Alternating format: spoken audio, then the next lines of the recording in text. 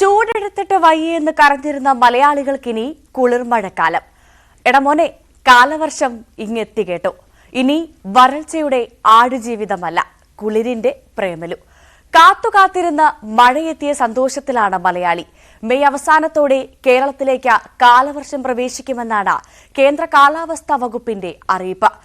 ആളിപ്പോ തെക്കൻ ആൻഡമാൻ കടലിലേക്ക് എത്തിച്ചേർന്നിട്ടുണ്ടെന്നും കാലാവസ്ഥാ വകുപ്പ് അറിയിച്ചിട്ടുണ്ട്. മാലദ്വീപ്, കൊമോറിൻ മേഖല, തെക്കൻ ബംഗാൾ ഉൾക്കടൽ, നിക്കോബാർ ദ്വീപുകൾ, തെക്കൻ ആൻഡമാൻ കടൽ എന്നിവിടങ്ങളിലെ ചില മേഖലകളിൽ കാലവർഷം എത്തിയതായാണ് കേന്ദ്ര കാലാവസ്ഥാ വകുപ്പ് പറയുന്നത്. തെക്കൻ തമിഴ്നാടിന് മുകളിലായി ചക്രവാത ചുഴി നിലനിൽക്കുന്നു. മധ്യ മഹാരാഷ്ട്രയിൽ നിന്നും തെക്കൻ തമിഴ്നാട് വരെ ന്യൂനമർദ്ദപാത്തിയും രൂപപ്പെട്ടിട്ടുണ്ട്.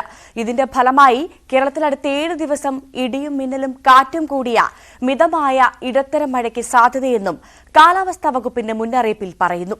തെക്ക് പടിഞ്ഞാറൻ ബംഗാൾ ഉൾക്കടലിൽ മെയ് 22ഓടെ സീസണിലെ ആദ്യ ന്യൂനമർദ്ദം രൂപപ്പെടാൻ സാധ്യതയുണ്ട്.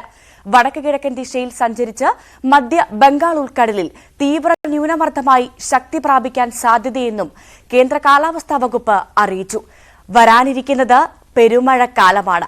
ആവേശം നല്ലതല്ല, ശ്രദ്ധ വേണം അമ്പാനെ. അതേ മഴക്കാലം ആശങ്കയുടെ കാലം കൂടിയാണ്. മതിയായ ജാഗ്രത എല്ലാവരും പുലർത്തണമെന്ന് ഭരണകൂടങ്ങൾ നിർദ്ദേശം നൽകി കഴിഞ്ഞു.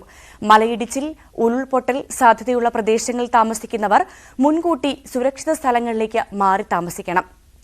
മലയോരവാസികളും ശ്രദ്ധിക്കണം. നദികളിൽ ക്രമാതീതമായി ജലനിരപ്പ് ഉയരാൻ സാധ്യതയുള്ള സാഹചര്യങ്ങളിൽ വെള്ളത്തിലിറങ്ങിയുള്ള അഭ്യാസങ്ങൾ ഒഴിവാക്കിയത് കേട്ടോ. ഇനി മഴയുഗമ, ഇടവപ്പാതിയുടെ ഒരു അപഭ്രംശം. അതുകൊണ്ട് അധികാരികൾ നൽകുന്ന ജാഗ്രതാ നിർദ്ദേശങ്ങളും മുന്നറിയിപ്പുകളും പാലിച്ച് സേഫായിട്ട് മഴക്കാലം ആസ്വദിക്കുക. അപ്പോൾ ഭവ്യ പാർവതി പറഞ്ഞതുപോലെ ആവേശം ഈ സമയത്ത് അത്ര നല്ലതല്ല, ജാഗ്രത വേണ്ട സമയമാണ്.